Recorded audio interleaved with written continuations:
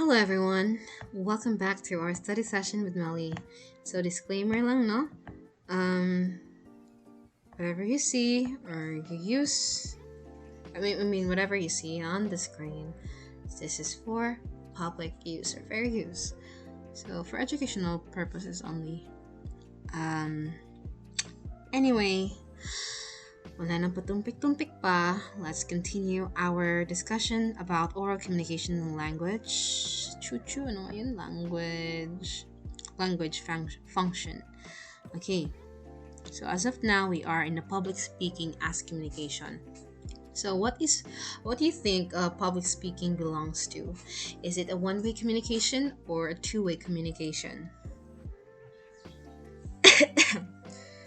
I mean, it could be public. Public speaking could be mostly, one-way communication siya. For example, you're sa SONA, diba? Wala naman nagtatanong sa presidente niyan. He or she just speaks in front of the many, and in that way, the president as a speaker, and then his speech as message, and then the people around him are the audience. So again, public speaking, there should be message and meron ng purpose, and also audience. So kanina sa three key elements, we discussed three key elements of oral communication. We have the speaker, message, and audience. Ngayon sa public speaking, yung formula niya is message plus purpose and audience. So speaker delivers a message with a specific purpose, no? Hindi lang yung blabbering ka dyan na walang purpose, hindi makabuluhan, okay? So that an audience that listens, to an audience that listens in real time. So public speaking listens to you as a speaker in real time. So key elements, speaker, message, and audience. Pero yung message mo dapat may specific purpose. Okay, special speaker consideration. First, the context of your speech.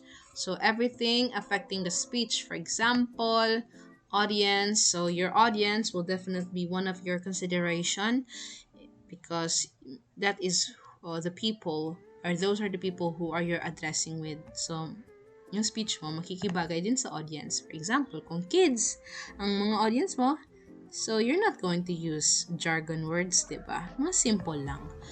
Occasion, ano yung okasyon? Example, kung death naman yung pinuntahan mo, tapos pinagsalita ka sa harap, alangan man mag happy ka dyan sa in front, diba? So, makikibagay ka talaga sa okasyon. Next is the environment. So, if the environment is somehow, example, chaotic, you really have to in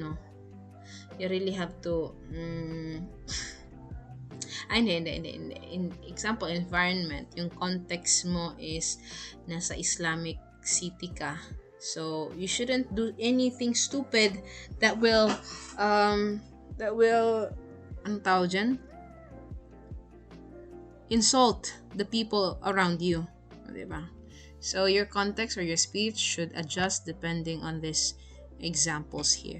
Number 2 is the goals. Yan, i-consider din yung goals or purpose. What do you want the audience to learn, do, or believe? Diba? So for example, the preachers. Meron kayo nakikita dyan sa TikTok nyo or sa social media, may nagpe-preach, diba? So yung audience nila, the preacher or the speaker want his or her audience to learn something about God, diba? Mga ganun. So, example lang yun sa goals ng speaker. Number 3 is the outcome. So, did the speech achieve its purpose? Diba may purpose ka? Yung message mo may purpose. Did it achieve? May natamaan ba sa message mo? So, you can measure it through your audience reaction and feedback. If you think that your speaker has violent reaction to it, that means that's the outcome. They didn't like it. Okay, so these are the 3 context, goals, and outcomes. CGO. Lagay ko dito ha. CGO. Context, goals, and outcome. Of course, may outcome talaga yan. Number 2, types of speeches. We have the informative and persuasive speech. So, you have educates the audience and adds new knowledge. Sa persuasive naman, it influences opinions and action. So, di ba? Either way, when you speak in the front, on the front, when you speak on the front, it's either you are going to hikayat or persuade na ito yung gawin nyo, wag kayong ganyan, chu, iboto nyo to, ganyan. So that is persuasive speech. But when you do informative speech, for example, symposium, all about fire. So, wag niyong gagawin ang ganito, wag kayong maglagay ng kandila malapit sa mga kurtina, kundi may malaking posibilidad na masusunog ang bahay niyo. That is an example of informative speech. It educates the people or the audience. Okay? Okay, dito naman tayo sa special occasion of speech or tailored for events.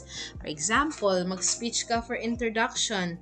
So, ang gagawin mo dito as a speaker, you prepares or set the tone, okay? Prepares the audience for the main speaker. Alam niyo yung nakakita na ba kayo ng boxing arena? Diba may tao dyan na yung host or MC sasabihin, Let's get ready to rumble. On the left corner we have blah blah blah. On the right corner we da. Tapos kapag matapos na i-introduce yung mga players, sasabihin din niya na let's get ready to rumble. So, yung feeling ng mga audience yan, ito na, magsa-start na. So, that's how a speech is used for introduction. It prepares the audience. Okay? Dito naman tayo sa pangalawa, speech of acceptance. So, expresses gratitude for an award. For example, yung mga K-pop idol nyo, di ba may mga MMA, yung mga Oscar awards. Di ba pag naka-receive sila ng award, they will have a short speech. Mag-speech sila ng, I accept this award. Thank you for this award. For example, si Kendrick Lamar, di ba nakatanggap siya ng 5 awards before his Super Bowl? Doon, rap album ba yun? Ay, hindi. Si Doechii pala yun. Basta nag-express sila ng gratitude or pasasalamat sa mga taong sumusuporta sa kanila. And next, we have eulogy or tribute. So, this honors something, deceased person yung namatayan, yung namatay, and offers comfort to those namatayan. So, ewan ko kung meron ba yan sa ibang mga religion, pero sa mga Christian, kapag may namamatay, before sa funeral, merong funeral mass. Are you following? Dito tayo sa eulogy, ha? So, during sa mga Christian kasi, they have this mass na funeral mass. Before ililibing, ilalagay sa 6 feet below the ground yung patay. May magsasalita sa front. Sasabihin ng pare, may I call the family of the deceased, of our beloved brother who just passed away, to give her or his last message to the person and to the people maybe who are listening or watching right now. We're mourning with them. So, ayun. So, sabi nila, that is an example of eulogy or tribute. Tribute, for example, tribute to seniors. Diba yung mag-graduate na seniors? Yan. Tribute to parents. Ganyan. Hindi lang puros deceased to, ha. It could be also for celebration. Tribute for those who did their milestones in their life. Ganun yan. Next, dito na tayo sa last, speech of inspiration. So, ito lang yung mga example na na-include natin. So, speech of inspiration, from the word inspiration, so you uplift and motivates the audience. So, for example, alam niyo yung Chito sa Montina? Or hindi kaya kay Melay Canteveros? Yung mga maalaala mo kaya? So, those are when Tita Mel or yung isa pangalan, Dear Charo, whenever they interview the guest or the persons who shared his or her story, di ba, may masasabi silang uplifting speech or motivating speech.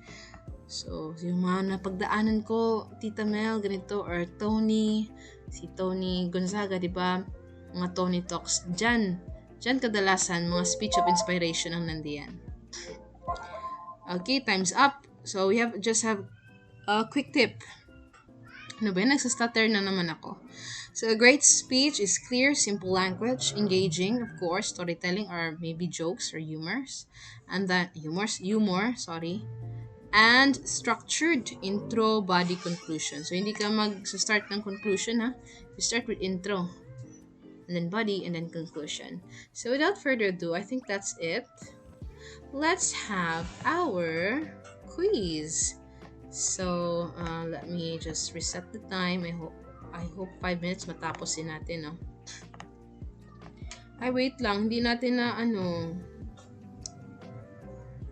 nasali yung new quiz. Wait lang po. I think I have to end this video first and I will transfer the questions so that we can answer directly. Okay? See you on the next video. Bye-bye.